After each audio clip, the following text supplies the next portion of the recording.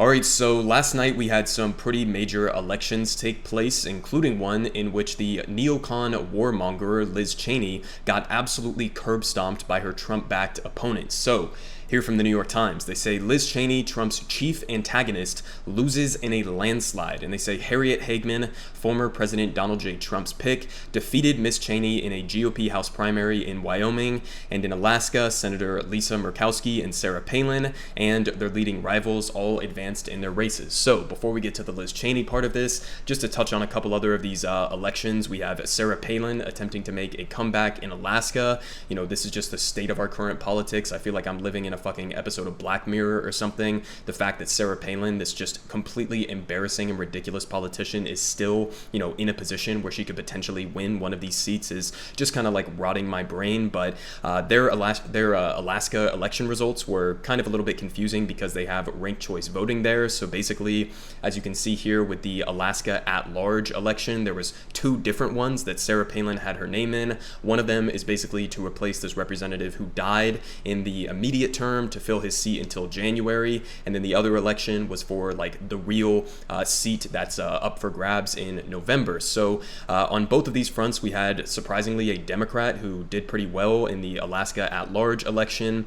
getting roughly like 35% to Sarah Palin's 31%, and then this other Republican, Begich, I guess is how you pronounce that name, getting 27%. So again, because they have ranked choice voting, a lot of this is going to depend on how many of these Republicans put Peltola as their second pick versus how many put Sarah Palin as the second pick. So should be interesting to see how that plays out. We might again ridiculously end up with Sarah Palin being in Congress. But again, touching on the Wyoming election results here, we had for the Wyoming at-large, the single congressional or the single House of Representatives rep that they get in Wyoming, we had Hagman defeating Liz Cheney 66% to 29%. So like literally getting 2/3 to her 1/3 or less than 1/3 of the vote here. So it really just wasn't even fucking close. And we had Liz Cheney coming out here to make an official statement on this. So let's go ahead and watch this clip because kind of interestingly, she suggests that her future in politics is not done and that she may even run in 2024. So let's get into this one.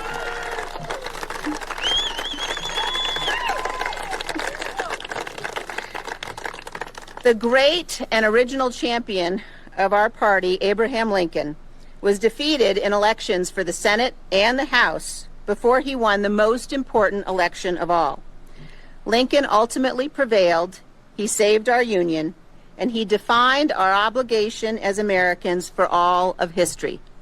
Speaking at Gettysburg of the great task remaining before us, Lincoln said that we here highly resolve that these dead shall not have died in vain, that this nation under God shall have a new birth of freedom, and that government of the people, by the people, and for the people shall not perish from this earth.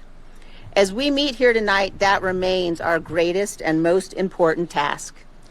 Most of world history is a story of violent conflict, of servitude and suffering. Okay, so gonna cut it off there. I mean, I could go on and show you more clips, but it's basically just virtue signaling and shit like that. So, I mean, I do think it's kind of interesting that Republicans continuously appeal to Abraham Lincoln, even though he was technically a Republican. It's like, you know, the modern Republican Party, after the party sort of flipped and Democrats were no longer representing the South and Republicans were no longer representing more of the Northern coalitions. Like, yes, he was technically a Republican, but also the modern base of the Republican Party, you know, is out there waving Confederate flags and shit like that. So just a little bit ironic that they still appeal to Abraham Lincoln as if like he's one of their own relative to the current Republican Party. But nonetheless, I mean, again, she's hinting there that potentially she might run in 2024. You know, I think that she honestly should do that, not because I want her to win the presidency in any way, shape, or form, but she could play somewhat of a spoiler role if she just decided to run as an independent and purely focus her campaign on like anti-Trumpism or like, you know, running against Ron DeSantis, depending on who the nominee nominee is. So that would be pretty interesting. And, I'm not obviously going to be opposed to Republican infighting or neocon infighting. So if she decides to do that, then sure, why the fuck not? But just to remind you guys in terms of why nobody should have any ounce of respect for Liz Cheney, or, why people should not be shedding a tear that she lost this election. Yes, she lost it to a completely deranged pro-Trump election denier Republican, but at the same time, she's basically the same exact type of politician as somebody like Donald Trump, except on just the one specific issue of doing a violent insurrection in order to steal an election. But here I got a great breakdown from John Nichols from The Nation, where he basically gets into exactly why Liz Cheney is an absolute ghoul and really one of the most destructive politicians in modern American history, alongside her father, Dick Cheney. So he says, that's where my problem with Cheney comes in. She is not a maverick Republican who is breaking with her party's cruel policies on economic, social, and foreign policy issues. And along with Dick Cheney, with whom she worked closely on political projects before she decided to move to Wyoming and run for Congress, Liz Cheney for decades has been in the forefront of the fight to make the GOP an extreme right-wing party. And he says, as a political operative and more recently as a leading Republican in Congress, Cheney established herself as a neoconservative warmonger whose crude attacks on immigrants, Muslims, and progressives carried the same venom as those of the most extreme members of her caucus and of the 45th president, whose election in 2016 and re-election bid in 2020 she enthusiastically supported. So keep that in the back of your mind, right? She's doing the January 6 hearings, right? She's been pretty forcefully coming out against Donald Trump. She still voted for the motherfucker, even in 2020, okay? She voted with him, as he's about to point out here, over 90% of the time when he was in office. So the idea that there's a substantial break between the policies of Liz Cheney and the policies of Donald Trump, it's just completely ridiculous. But he continues saying that before their recent falling out, again, Cheney voted with Trump 93% of the time, and when she broke with the former president, it was often to take more extreme positions. And they say Cheney's an outspoken critic of abortion rights, a vigorous foe of efforts to control gun violence, and an ardent advocate for cutting social programs, reducing taxes on the rich, and balancing the budget in favor of the Pentagon. And before the 2020 election, Cheney used a March 2019 Meet the Press appearance to decry Democrats as the party of anti-Semitism, the party of infanticide, and the party of socialism. So again, pretty much indistinguishable from any other pro-Trump Republican. I mean, insinuating that Democrats are anti-Semitic because what? You have a handful of them, like AOC or Ilhan Omar, Rashida Tlaib, who are willing to call out Israel or basically try to push forward with basic checks on the aid that we are giving them so that they are not able to continue with an ongoing apartheid and an ethnic cleansing of the Palestinian people. So that on anti-Semitism is just absolutely rich, especially considering that a large majority of the anti-Semitic attacks, including violent attacks and on rhetoric, are always coming from the extreme far right. But she also says that they are the party of infanticide, again, touching on her anti-abortion stance there, and the party of socialism. So again, just completely fucking ridiculous. But she continued, didn't even stop there, and they say that Cheney claimed that Kamala Harris sounds just like Karl Marx. Kamala Harris sounds like Karl Marx. Again, these people's worldview or their conception of what these words mean, what socialism means, what Karl Marx stood for, they have no fucking idea what they're talking about. Kamala Harris is as much of a corporate Democrat as you could possibly ask for, okay? She is a defender of the capitalist status quo in every way, shape, or form. The idea that she has ever sounded like a radical socialist or like Karl Marx in her lifetime, completely fucking ridiculous. But they continue saying that her attacks on Representatives Rashida Tlaib and Ilhan Omar were so vicious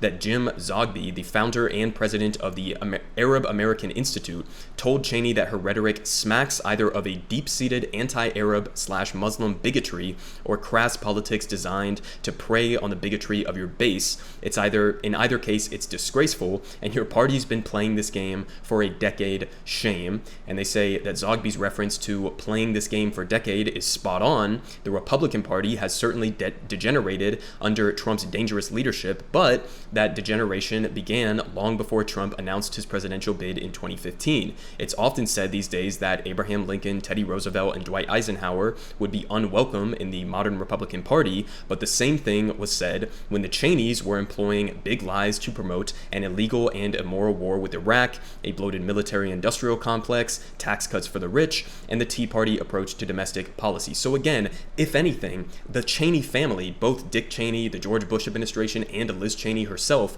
in the various ways that she aided and abetted in that process, the invasion of Iraq, the invasion of Afghanistan, the war on terror, etc., if anything, she's not an anti-Trump force. She helped to lay the groundwork for somebody like Donald Trump, a fake right-wing populist who, if you remember in like 2015 during the presidential campaign, was railing against the Iraq war, was railing against the corrupt, Republican establishment and whatever. You helped to lay the groundwork for someone like him, for someone with his brand of extremism, to be able to get a foothold in the Republican Party. So if anything, you're partially or largely responsible for the rise of Donald Trump. You're not some big, principled opposition to his rise, but he finishes off here saying that Trump was able to take charge of the Republican Party because it had already embraced so much of what he stood for. The line should have been drawn long before Trump came along, but instead, Dick Cheney, Liz Cheney, and others like them created a Republican Party that was ripe for Trumpism. And I think that's just like such a perfect way to portray this because, again, you have liberals, you have all of these people who are coming out now trying to portray Liz Cheney as this big hero because she happened to stand against, this ridiculous, the dumbest coup attempt of all time that Donald Trump and his lackeys tried to pull off in the 2020 election. You could say that, oh, well, she deserves some credit for, not falling in line with Trump's wing of the party. Okay, sure. I'll give her a tiny degree of credit on that. But in the larger picture of things, again, she helped to lay the groundwork for somebody as insane as Trump to get elected in the first place. And oh, by the way, her father, Dick Cheney, only came to power via an actual stolen election in 2000. Okay, so again, the idea that she cares about democracy, the idea that she cares about the Constitution or whatever the fuck. Okay, go ask her about her torture programs or the torture programs run under her father in the Bush administration that she has vehemently defended even up until this day. Okay, she believes she's pro waterboarding. She is pro illegal and unconstitutional torture. Talk about believing in democracy or whatever the fuck. Go ask Iraq about, the Cheney's belief in installing democracies or whatever. I mean, just completely ridiculous at all levels. But again, the most at face value ridiculous part of that is that the Cheneys only came to power because of a stolen election in 2000. So, I mean, just completely top to bottom ridiculous, but this does play into a larger picture in terms of where the Republican Party is right now. Clearly, Donald Trump has a pretty firm grip on it. So here, as pointed out by Sahil Kapoor, he says, final, the 10 House Republicans who voted to impeach Trump. And how are they doing? Well, you have Gonzalez retiring, Katko retiring, Kinzinger retiring, Upton retiring, Cheney lost their primary, Herrera Butler, I guess that's how you pronounce that, lost the primary, Mijer lost the primary, Rice lost the primary, and only 2 of the 10 Republicans who voted to impeach Donald Trump ended up winning their primary and are going to be remaining in office. So, I mean, listen, this is the state of the Republican Party. I don't think it should be surprising to anybody. It's not like, many people were expecting Liz Cheney to win this election, but the fact that she got beaten 66 to 29% wasn't even remotely close, even with some Democrats stepping in to try to vote for her, to help her out in this election, just wasn't even fucking close. And I mean, even in the aggregate here, with all of these various candidates, they're all either retiring or they lost their primaries or they, barely skated by. And so, this is who the Republican Party is, but at the same time, this is always who the Republican Party has been. It's just now they're sort of leaning into this Trump cult aspect of the party on top of all of the other endless militarism, the infinite, money being flooded into the Pentagon and the military-industrial complex, the tax cuts for the rich, the austerity for the working class. I mean, all of that was already who the Republican Party was. It's just now you have this figurehead who they're rallying around and leaning into a lot more culture war issues and, but still following through with the same exact agenda that even Liz Cheney would support. But on top of that, we have here from Common Dreams saying scary stuff. GOP election deniers surge to victory in 2024 battlegrounds. So he says here from Jake Johnson, in 6 key battleground states that played a decisive role in the 2020 presidential race, Republican candidates who have openly embraced former President Donald Trump's big lie have won nearly 2/3 of the GOP nominating contests for positions with power over state and federal elections, a potentially seismic threat to democracy. And he says, according to the Washington Post analysis published on Monday, 54 of the 87 Republican nominees for key posts in Arizona, Georgia, Michigan, Nevada, Pennsylvania, and Wisconsin have denied the legitimacy of the 2020 elections. So again, I mean, this is what you're dealing with here. I mean, this is why, leftists get so pissed off at Democrats like Nancy Pelosi or Joe Biden coming out and saying, we need a strong Republican Party. It's like, when they're saying that, what they're really saying is, we need to go back to like the Bush era Republican Party, or like the Ronald Reagan era Republican Party, which was just as disastrous, if not more so, on multiple different fronts, especially things like foreign policy